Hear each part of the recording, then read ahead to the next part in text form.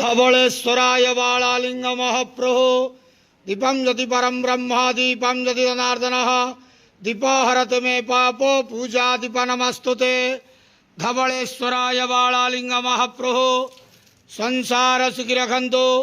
आज ज्येष्ठ मासर शुभ शनिवार रे समस्त श्रद्धालु भक्त मान को आशीर्वाद करंतु, मनस्कामना पूर्ण करंतु, कर्मक्षेत्र उन्नति करंतु, ग्रहरिष्ठ खंडन करंतु, जगतर मंगल करंतु, विश्वर कल्याण करंतु, आपणकर नाम प्रकाश करंतु, सेवकर डाक श्रवण करंतु, समस्त गुआवसा भक्त मानकर मनस्कामना पूर्ण करंतु।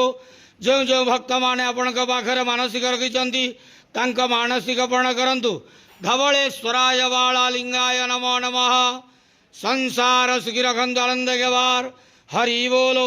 आज ज्येष्ठ मासर शुभ शनिवार रे समस्त श्रद्धालु भक्त मान को आशीर्वाद करंतु, आनंद के बार हरि बोलो। बाबा धवलेश्वराय बालालिंगाय नमो नमः।